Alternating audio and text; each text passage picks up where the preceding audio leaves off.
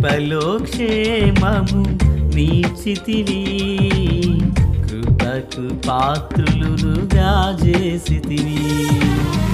కృపలో క్షేమము నీచితివి, కృపకు పాత్రులుగా చేసితివి. కృపను గూర్చి పాడెదనేను, కృపను గూర్చి పొగడెద నిన్ను. కృపను గూర్చి పాడెదనేను, కృపను గూర్చి పొగడెద నిన్ను.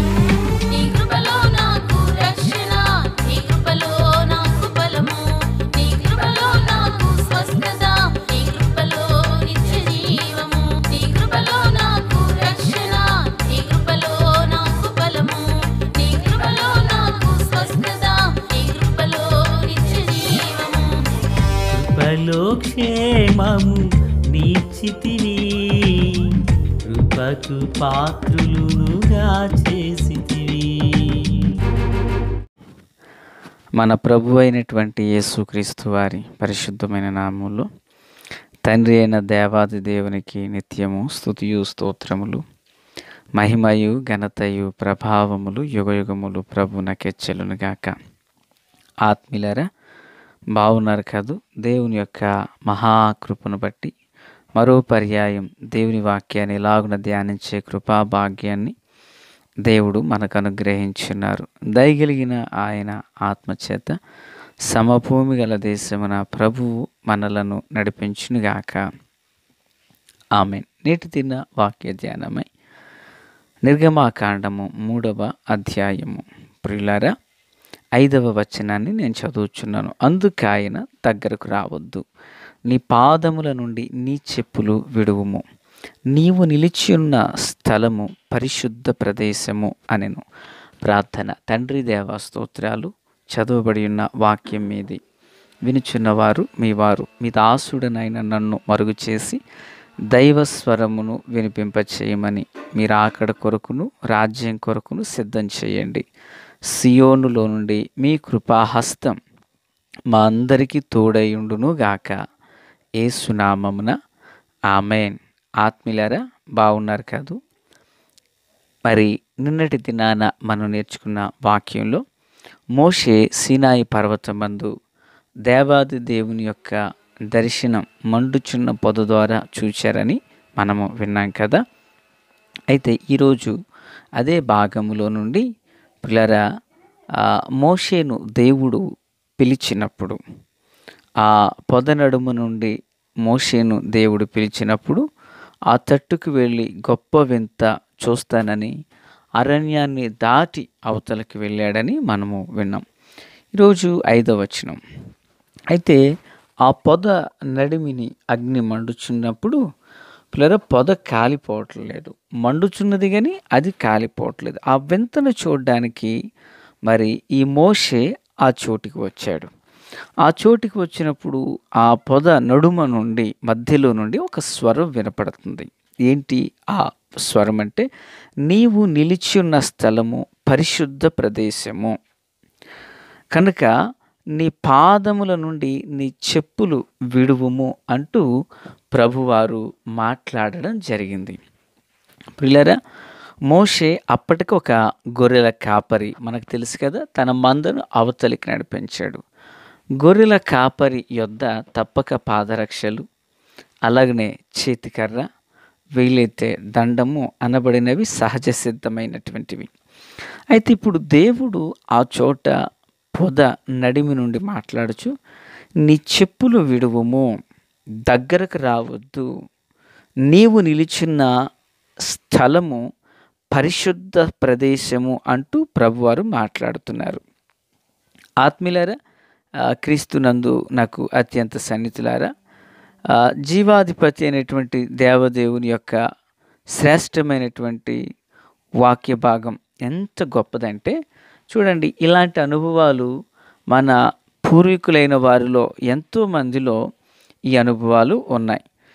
చూడండి, ఒకసారి ప్రసంగి గ్రంథం 5వ అధ్యాయం 1వ వచనంలో, నీవు దేవుని మందిరమునకు పోవున్నప్పుడు నీ ప్రవర్తన జాగ్రత్తగా చూచుకో అంటారు ఒకసారి. అంటే మందిరంలో బుద్ధిహీనులు అర్పించినట్లుగా బలి అర్పించొద్దు. మందిరంలో ప్రవర్తన జాగ్రత్తగా ఉండాలంటూ అక్కడ తెలియపరిచారు. ప్రియులారా, క్రీస్తునందు నాకు అత్యంత సన్నిహితులారా, అలాగనే దైవ భక్తుడైనటువంటి యాకోబు పద్నారానికి వెళుచున్న సమయంలో 28 అధ్యాయం ఆదికాండం 16-17 వచనాలలో యాకోబు నిద్ర తెలుసుకున్న తర్వాత మేల్కొన్న తర్వాత యెహోవా ఈ స్థలమందున్నాడు, నాకు తెలియకపోయినని చెప్పి ఈ స్థలం ఎంతో భయంకరము, ఇది దేవుని మందిరమే గాని వేరొకటి కాదు, ఇది పరలోకపు గవినిదే అంటాడు.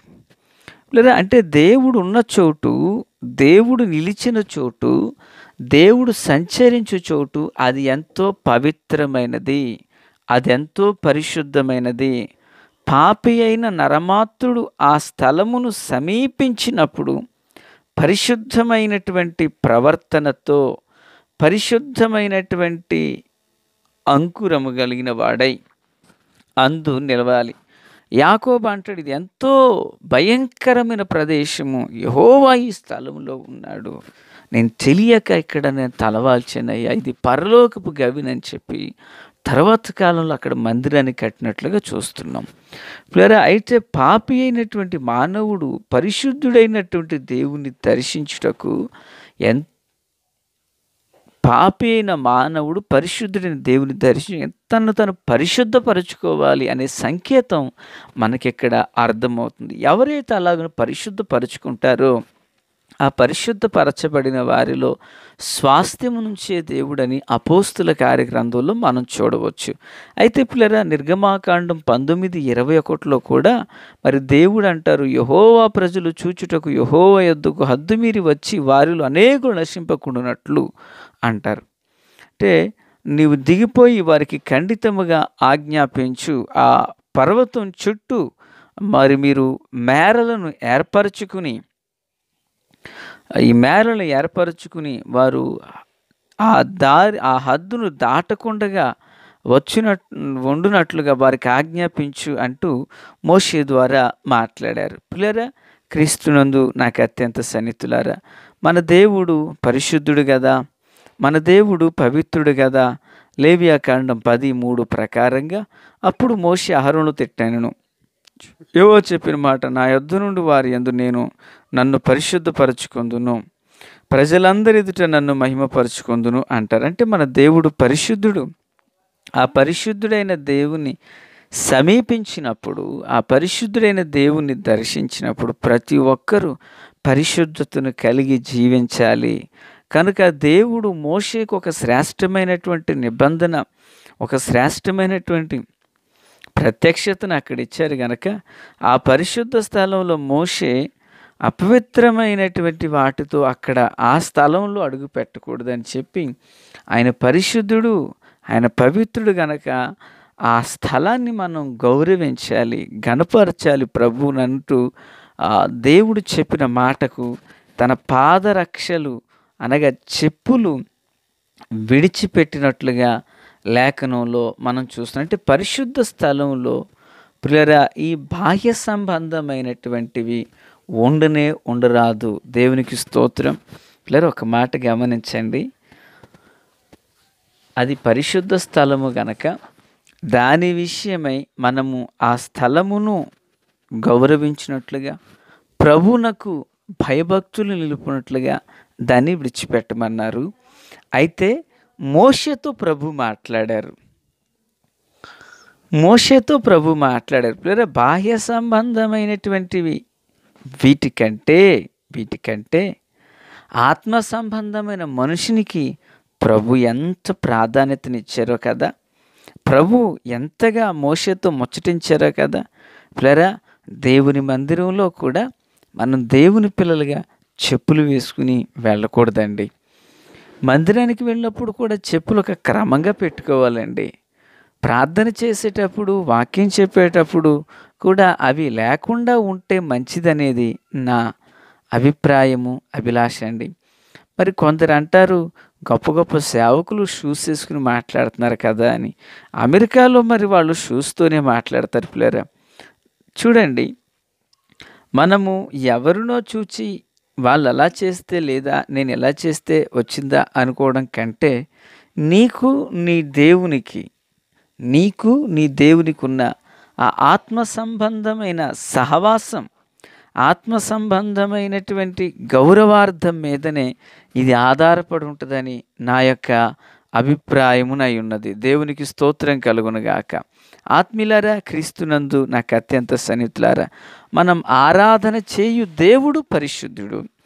ఆ పరిశుద్ధుడైన దేవుని సేవించు ప్రతి ఒక్కరూ పరిశుద్ధమైనటువంటి కృపను కలిగి, పరిశుద్ధమైనటువంటి వాంఛను కలిగి ఆ ప్రభువును సమీపించినప్పుడు నిశ్చయంగా ఆయన పరిశుద్ధాత్మ శక్తి చేత మనల్ని నింపి మనము అడుగు వాటి కంటేను ఊహించు వాటి కంటేను అత్యధికమైన కార్యములను చేయుటకు ఆయన సర్వ శక్తి కలిగిన ప్రభుడై ఉన్నారు. దేవునికి స్తోత్రం.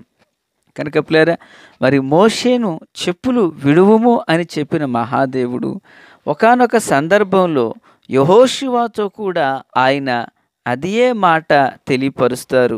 నీవు నిలుచున్న స్థలము పరిశుద్ధమైనదంటూ. చూడండి, యెహోషువ గ్రంథం 5వ అధ్యాయం 15వ వాక్యం, అందుకు యెహోవా సేనాధిపతి నీవు నిలుచున్న ఈ స్థలము పరిశుద్ధమైనది,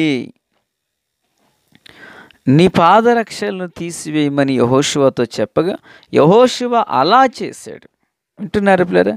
ఒక దైవభక్తుడు ఎలా చేశాడు? నేను అంటాను, ఎవరెవరో పెద్ద పెద్ద సేవకులు చెప్పులు వేసుకున్నారు కదండి అని వాళ్ళని చూడడమే కాదు, బైబిల్ గ్రంథంలో దేవుని మాటకు లోబడినటువంటి దైవ భక్తులు ఉన్నారు. పిల్లరా, వీరిని మనం ఎందుకు చూడకూడదు?